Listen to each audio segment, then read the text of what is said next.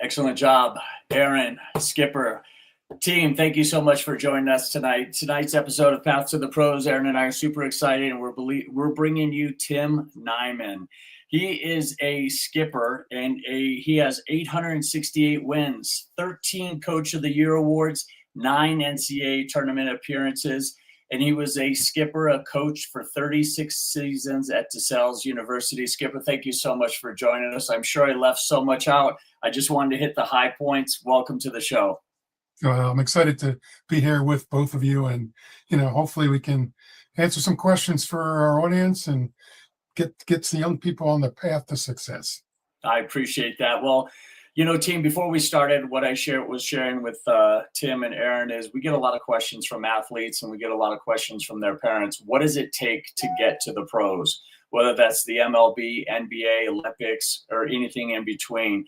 And the one thing we did say is we don't have a secret potion. We don't have a magic bullet. We don't have a secret sauce. But one thing you do need to do is embrace the process, because it is a long process. And Tim is going to get in that tonight, because sometimes they'll take you through NCAA, AA, AAA, and you might get called up or you might not.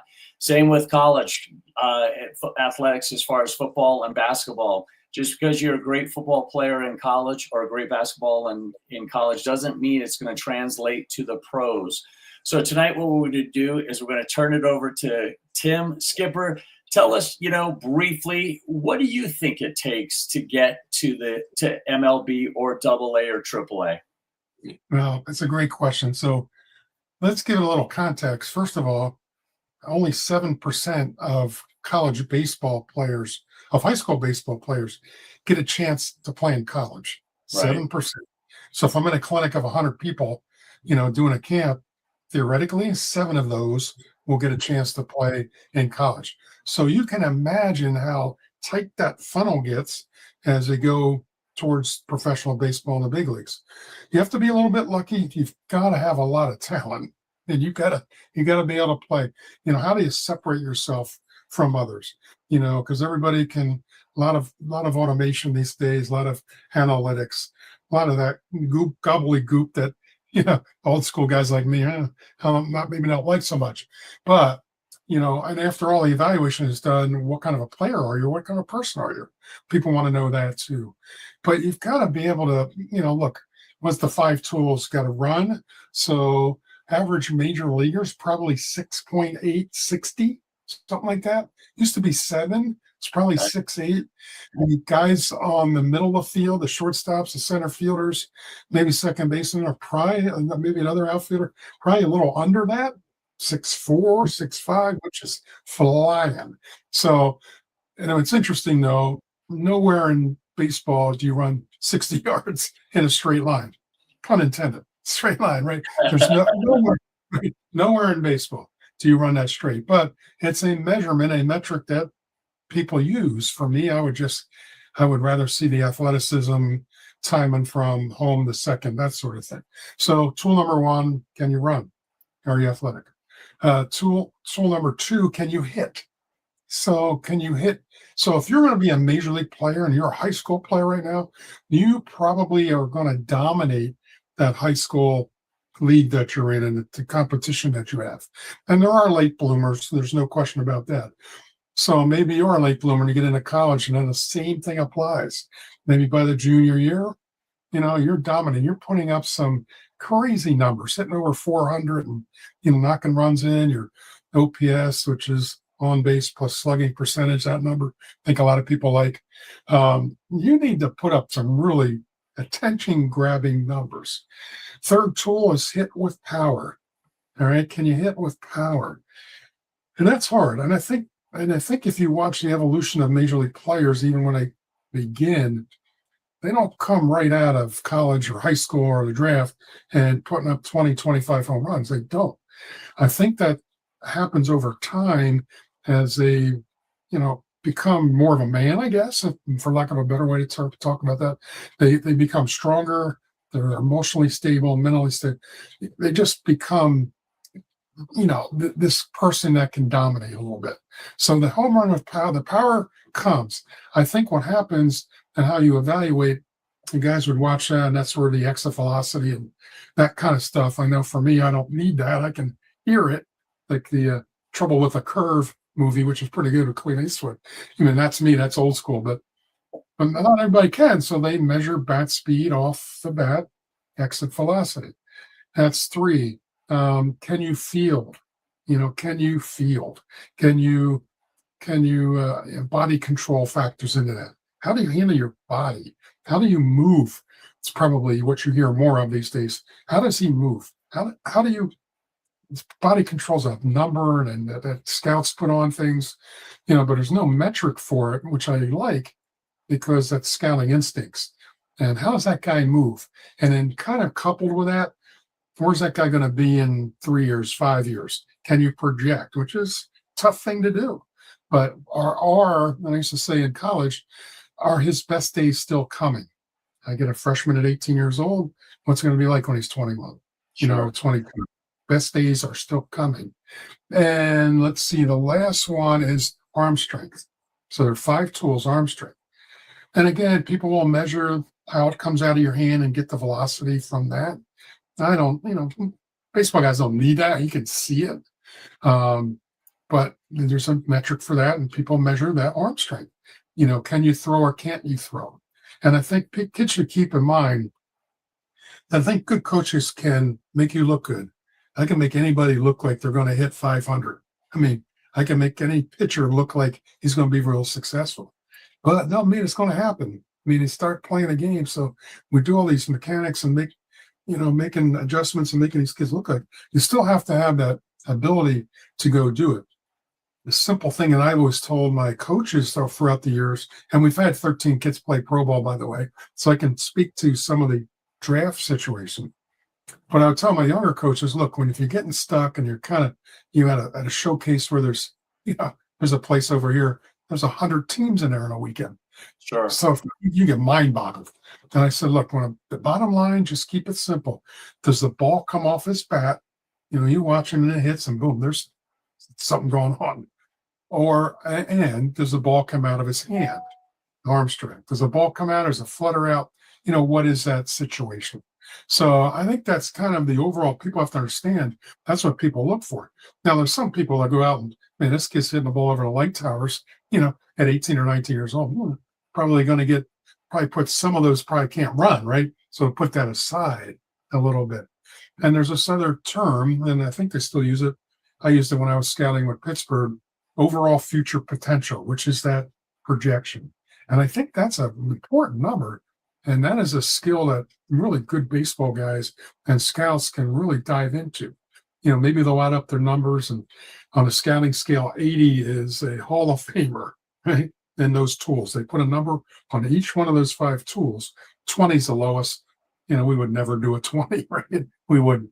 But those are the numbers. So let's say, there's a guy with a major ceiling, really big upside, overall future potential, and he grades out maybe at 50, which is an average major leaguer, right? So, but overall future potential says on these 5 tools, he's going to be 70. The 70 is going to be number. Remember, 80 is the highest. 70, okay? But you have the other guys, too, that are already there. What you see is what you get, and they're good baseball players. So that guy might grade out at 60, and he ends up, staying at 60, right? Because there's no ceiling.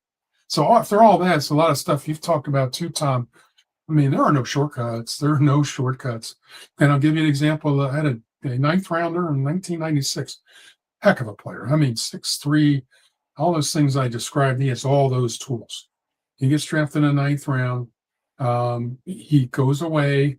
And every year he'd come back, I said, look, they're going to draft somebody just like you, and they're going to invest more money into him because he's the new guy. Right. And you, when you come home in the winter or off season, need to find a way to differentiate yourself. Are you getting stronger? Or what are you doing to make yourself a better player? For me, guy could have played in the big leagues. He was 6'3", ran those numbers I spoke about through it, everything going on, and a big overall future potential. But got the AA and go out. Why? Because he didn't work hard enough. Really, that's the bottom line. He did not work hard. Can't take it for granted. And every year free agents, draft picks. They're coming into the system and they are getting evaluated. And a lot of guys they don't want to say they made a mistake. They're going to back their new guy or their draft pick and give them the benefit of the doubt. Sure. So the deeper you go, the more you've got to actually perform really well.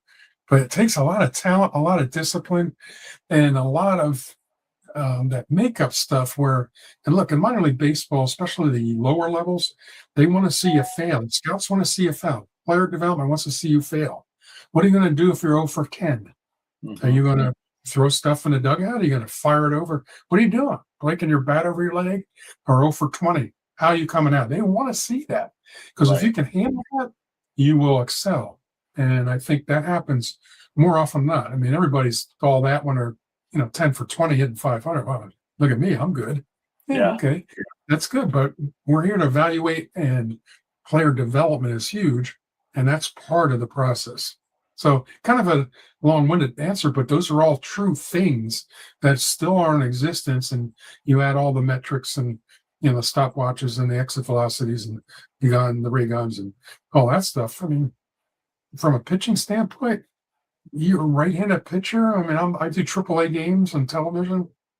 Man, they're 92-6, the right-handers. The lefties can go a little later, but there's guys that are throwing 97, 98, 99 and AAA that can't throw a strike either.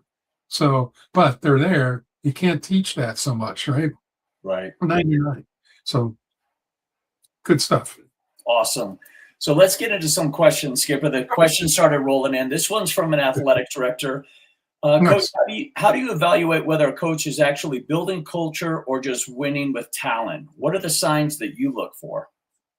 Well, that's a great question too. Everybody said, this team's got good chemistry, right? Right. I don't know how to get to that. I know it when I see it, but it is a result of having good culture. What the expectations are, what you set them right in the beginning when you get there, and you've got kids, got to get them to buy in as a coach, and you try not to waver from them for the most part.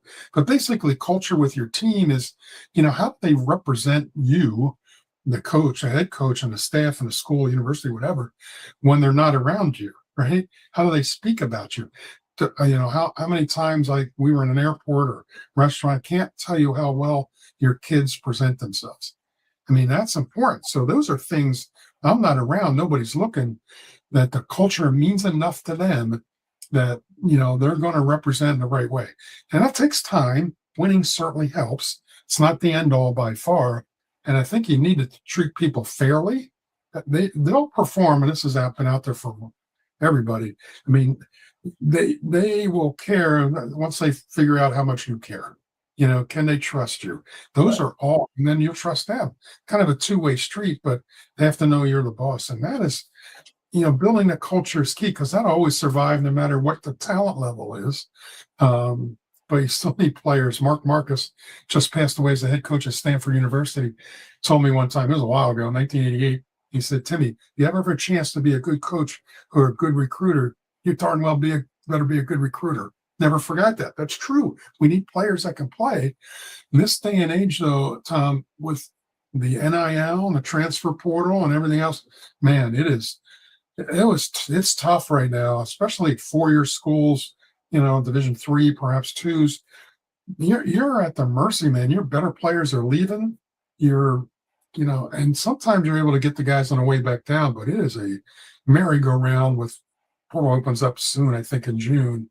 I mean, there may be 5,000 or 6,000 kids in there just in the month of June. Yeah, and but the big schools won't even hardly recruit the high school kid anymore.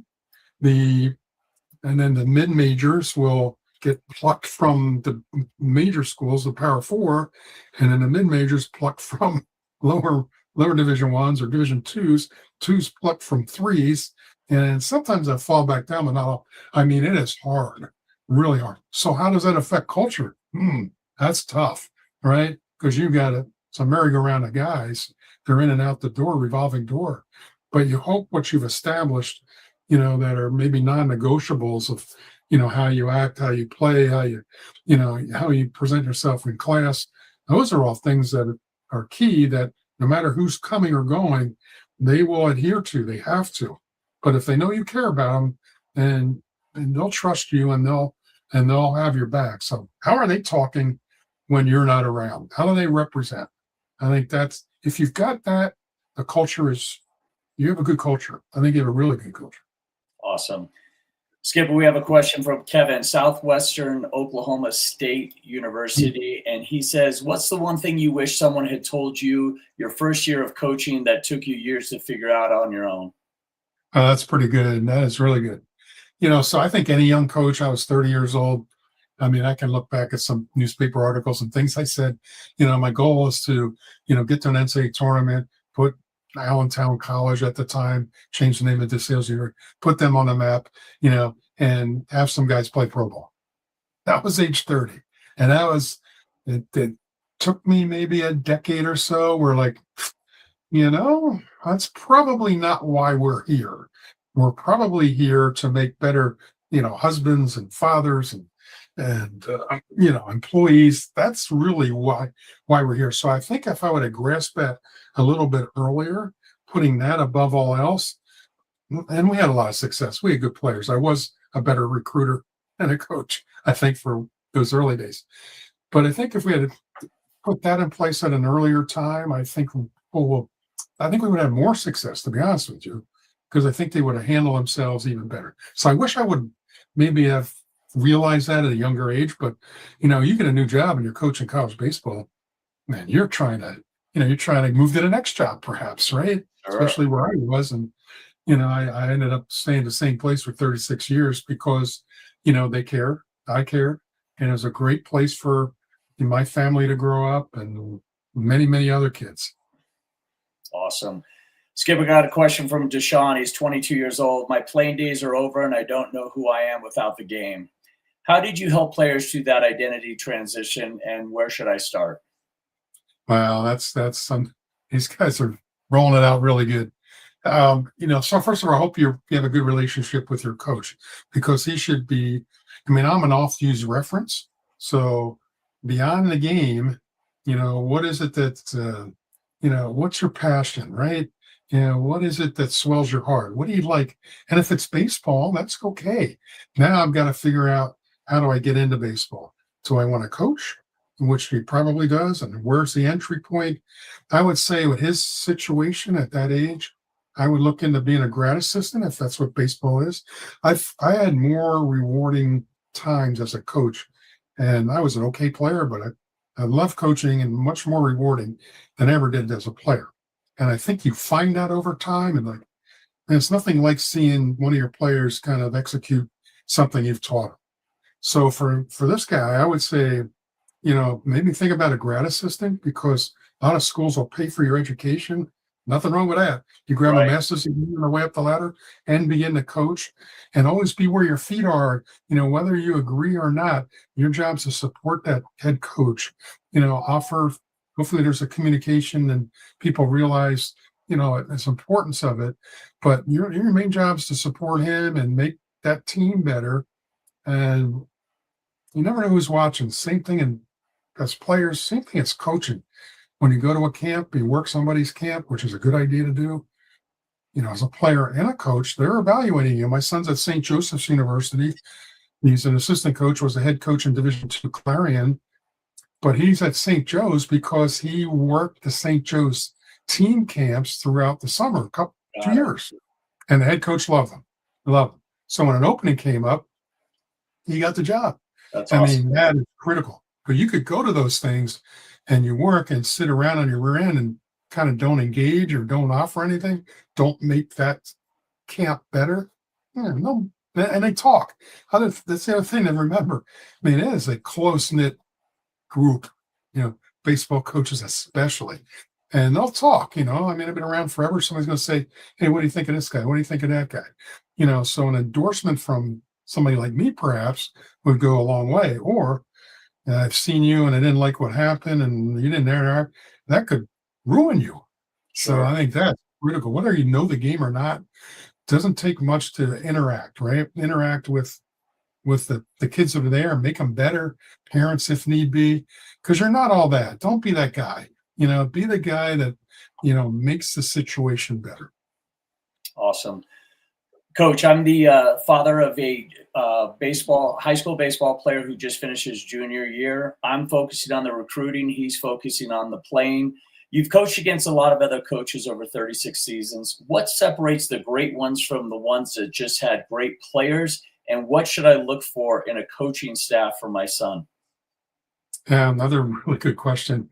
Um, I think you can tell again, kind of back to my other answer. You can tell. You have to go to a game, go to a practice, go to a game, watch them interact with their players. Which I think again, go to a camp that they may be running, because you're going to get a feel for, the coach, the staff. Usually players are participating. I think that's a really important thing to do. So if you're looking at some schools, go to their camp. Just go. And if nothing else, you want to showcase a little bit, but you want to be able to, learn something and make that assessment. I think there's a lot of guys now more than before. There's not many. Like I'm going to stay at the sales. I had other opportunities, 36 years. That was a good fit, right? And fits are important. So, but I think there's less of me now. I think there's the younger guys are trying to move along, and you can't, begrudge them for that. That's something they want to do. But I think the true test is I've always told my players, look, I'm here for you always, always, right? Doesn't matter if you're playing for me, if you're 10 years out, 20 years out, 30 years out. Unfortunately, I'm here for you always. So that they know if they need to talk to me or need some advice or guidance, I'm always there for them. And I think that's the separator. If you see coaches nowadays, do they do that kind of thing? Are they there for their players, or are they there for their own self-betterment? And there's the case to be made. Hey, I'm 35 years old. I want to coach at I want to coach at Brigham Young. I want to coach at Arizona. I want to coach at Texas. Well, you've got to take some certain steps, but you can't step on people on the way up. You Right. just can't. You got to celebrate the success of others, make that situation better. So I'd be on the lookout for not so much on the field interaction, which you'll get if you go to a camp, but kind of ask some questions about, are you still in contact with the kids that graduated? What are they doing now? Because there's life after baseball, Sure. as mentioned by the 22-year-old, a doctor, a lawyer, the teachers, or whatever they're doing. That's okay, but what do you have that relationship still? Awesome. Let's go deeper on that one, Skipper. What's the one team killer that lives in almost every program, but nobody has the guts to address? That there are a lot of them, and I think the big one for me, and I did a speech May 6th on straight lines, but I mentioned some team killers from my book, and I think the big one starts with transfer of blame. To be honest with you, Tom, I mean, it's all never my fault. Nobody wants to take accountability, responsibility, for what they're doing. So what do? They blame it on somebody else, and that person's not happy, and maybe they're blaming somebody else, and all of a sudden you've got this garbage going on between your organization, your team, and what does that create? You kill trust, absolutely kill trust by transferring a blame. You torpedo it. So what happens next? It creates drama, right? Right. And everybody starts talking. They don't have their facts right. It's a mess, right? People are all over the place. Drama. Then what do they do when I get the drama? Ooh, I got to they're going to panic. Got to cover myself, cover my own butt, right? They have that. And then there's fear. Well, man, if I'm going to stay on a team or I'm going to keep this job, and fear. And then the end game is contamination. You've got some issues, right? There's more than multiple people here that we got problems with, and you need to catch all that early if you can. And if you get that deep, I used a garbage can one year and drew it on the blackboard, and I'm like, all right, there's some murmuring here. I don't like where this is going. Speak up, because if you're not going to be anonymous, not transferring blame, you're not giving unfactual information, I want to hear it. So I started with a couple things on the blackboard, and then I had about 15 of them from the players. It was great. Stupid things that might have bothered me. And I drew an arrow into the garbage can. I'm like, that's it. We're not talking anymore. All this stuff is gone. It's dumb, petty stuff, but it had all those things, right? Transfer of blame and drama and panic and fear. That was brutal. So put a lid on it and said, that's it. We're moving on. Right. If anybody has anything else to say, now's the time. Other than that, we're not going to deal with it. And I think that's a kind of a fun way to do it at that time. And probably used it twice in 36 years where things are percolating here, and I'm going to put a stop to it. And you know what, too, Tom, when you give them a little, some of my players that had the most, interesting lifestyles, I guess, or, guys have trouble would find them. I think it's always good for a coach to give them responsibility because you'd be surprised how they step up. There's a kid that stole from a teammate or, he's just a pain. All right, I need help with the clinic this weekend. You're going to make sure everybody's assembled and get them in the right place. Give them something to do. Be surprised. I think that's a good way to kind of fight off some of that as well. No doubt. Coach, I coached my son in Little League, but he's now playing high school ball. My wife and I sit in the stands and we're absolutely quiet because I remembered what it was like when I was a coach. What do parents do that make coaches' jobs almost impossible? And what do you wish you could say to them directly? Well, I think in college it's a whole lot easier, obviously. I had a rule like, if anybody contacts me on your behalf, I tell the players right up front, twice and once in the fall, once a semester, somebody contacts me on your behalf, representing you, the 20-year-old or the 20, I'm going to let you know about it. This kids don't want any parts of that, right? They don't want any parts. I said, I'm not going, I'll respond. I'll be nice. If it's a school situation, a health situation, whatever it is, yeah, I'll talk to your parents. But if it's about playing time or lack thereof, that ain't happening. All right. But I'm going to let you know, why isn't little Johnny playing? Well, I'm not going to respond to that. Little Johnny knows that, you're representing him. And does little Johnny know you're representing him, by the way? That would cause a problem if he knew about that. Well, then that's what I'm talking about. Stop. So I think that's really key as well. But you don't get away with that in high school. They just take it right up the ladder. I think parents need to know, nobody's going to sit there and evaluate their job and make, whatever they do, you're not going to sit there and make comments about what they do and how they do it. But the interesting thing, baseball specifically, there's a lot of levels of enjoyment, to my mom, who was 91 years old, that loved it, but to the coaches, the players that played, and just the everyday person that likes baseball. So there's a bunch of little different levels, and it's hard. The game's hard to begin with, so I think parents need to do that. They all want their son to play, and I understand that, but when you can still 9 guys on the field, you end up in college 34. I think it's a roster in Division I now. It's 25 guys that are participating that day, and I always talk about this emotional fit for parents. After the game, we'll go back to little Johnny, who batted third and played shortstop since he was a freshman in high school. Oh, that's great. So did everybody else here, right? That 7%, they're here too. They're doing the same thing. And, you're going to go out to the restaurant down the street after the game and you're going, Nieman doesn't know what he's doing. And Johnny's going to yield because your mom and dad are going to yield. He should. But deep down, he knows, oh, my God, there's a 2-time All-American playing shortstop. And he's a man. He's a man. So the kids realize that. The parents, not so much. And the better the program, the more likely, the less likely you got a chance to play right away. But if little Johnny wants to bat third and play shortstop his freshman year in college, there might be a school for you out there, and that's your goal, which should be. They may win 10 games on the year, but go to the water cooler on Monday. How did Johnny do? He was 6 for 18. Well, that's a pretty good weekend. How'd the team do? Well, we got killed 3 times. We got hammered. So it depends what you want. And is little Johnny happy about that? I don't know. I don't know. But I think parents need to realize, everybody in college these days, I don't know many part-time jobs anymore. They're all full-time coaches, head coaches that are, doing the best they can. And but it's baseball, so everybody's going to have a little bit of an opinion, on all that. And I know sitting on my recliner right now, Tom, I'm undefeated. Watching the old DeSales play baseball. Oh, yeah, lose a game in my recliner. It's awesome. So we need to realize that.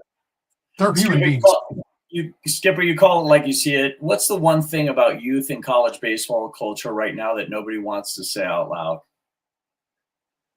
I mean, there's a lot of stuff going on, like the celebrations, and I mean, look, I think they should have fun. I don't have a whole lot of trouble with it, but I think the chirping between players and players, which you've always had to some extent, now seem to have gone much more out of control.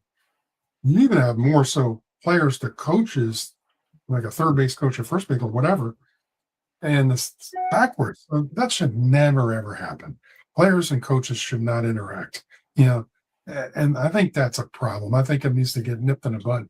But I do think you watch the World Baseball Classic and Dominican Republic and Puerto Rico and Venezuela, man, they have fun. Yeah. But I don't think it was at the case, at the expense of embarrassing somebody. And I think you got people now, the kids have to understand that. That's where that mix of, maybe a young coach that really is good, he's on his way up, to have a bench coach or mentor or somebody with them and say, look, that's not what we do. Let's kind of tone it down or somewhere. And you find that level of acceptability. So I'm worried about that a little bit. Kind of goes away in the big leagues, and in pro ball, especially don't see much of that. College baseball is a little bit rough. And, I get it. The stakes are high, but I don't know. I think we can reel that back in a little bit. So, I mean, there's multiple topics when it comes to that. There's so many things you could think about that you'd like to see better, but all the innovations and all this other stuff's coming. The ABS system, I think, will come in college baseball. Is it good, bad, or different? I don't know. I see it in pro ball. It's okay. But there's other things coming down the pipe that I think people need to speak up about. And if it's not right, or it doesn't feel right, or if it's damaging a culture, or embarrassing a person or somebody, we don't get the right to do that. We don't. We just treat people the way you'd like to be treated. And I think you got to play the games. Baseball's a game of class, man. It's a game of class. And I think we've lost a little bit of that. Yep. Team, we're closing in on a half hour here. We want to be respectful of your time. The questions keep rolling in, and we want to be very respectful of Skipper's time. So these are the final two questions, and we'll let you guys go and have a great night. Coach, Skipper, a young coach is watching tonight who is their first or second season and questioning everything. What do you say to them? Well, they have to be careful how that's done. All right. So you don't want to be, questioning the head coach, the skipper in front of other players. And hopefully the head coach kind of, perpetuates that, the dialogue, the robust dialogue of interaction, and include you. But if you're a young coach, again, I mentioned it earlier, you got to be able to, support your head guy, make him better, be with your feeder, because he's going to be your first reference. If you're in your first or second year coaching, that's your first guy, and he could ruin you. So you're there to add. You may not agree with some of the things that are going on, or, hey, we did this way when I played at X school. That's okay. But grab him personally and say, I don't know, do we ever do it this way? He's probably gonna have his reasons for or against, but be respectful. And you must be respectful. Sure. Be willing to do whatever they want you to do. Throw batting practice, hit fungos, drag the field, whatever's needed, you do it. And that'll be a good example for your players too. And it'll be a good example when you do become a head coach for your own coaches and your own players. Right on. Final two questions. Skipper, players watching tonight who just got cut from a travel team, a college roster, or a professional organization, what do you say to them? Well, that's hard. I mean, it's kind of three different things, and I think age is an issue with that too. What's the age brackets? I think the travel situation has bred a lot of selfishness. There are some that really do it well. There's some that don't do it well, and a bunch in between. So I think that's it. They want instant gratification, right? I mean, hey, we don't like it. We're going to this other travel team. Grass is greener, or we're going to start our own team. Again, be where your feet are and give things an opportunity to grow. So I think you need, as long as you're being treated fairly and maybe there's some sort of development in a travel situation, I think it's good. From a college standpoint or high school, I mean, Michael Jordan got cut, right, 10th grade or whatever it was, and became the best basketball player of all time. So you never give up. Don't give up. And if there becomes a realization where, you know what, I'm not good enough to play, okay, but maybe there's some other way you can contribute to the team. Maybe you do stats, maybe there's some kind of, manager position or something else where you can contribute, but I think you need a fair evaluation. And, I think there's a school for everybody, Tom. I really do. But can you take the time to find it, right? Sure. Academically, socially, financially, athletically, and the emotional fit. Can you find that school and go through that process to pick the right school? And maybe you made a bad choice the first time. And then, all right, maybe I go back to those 5 things and I can make a better choice. And the other question I always ask players, they'll come in, I'll say, let me ask you a question. How important is baseball going to be to you? Right? How important? Most of them are going to nod and say, yeah, probably 99% of them. I said, okay. So it's important then to find a place where you can fit in and where you can play. And it may not be here, and that's okay. Everybody's different. But I think that's tough. I mean, but how important is soccer going to be to me? How important is football going to be? Then all of a sudden I get cut, and now I'm a student. Oh, man, I'm a student at that school, and I don't like it. Well, you messed up. Maybe they had their major, but socially, you don't like it, and that's a problem. So I need to get those in order before the athletics come into play. Awesome. Skipper, our final question. We like to ask every single guest on Path to the Pros, what do you want your name to stand for? Oh, that's a broad brush right there. Look, I always kid everybody, on my tombstone, I just wanted to say, yeah, he's a good guy. He was a good guy. But I think that's about it.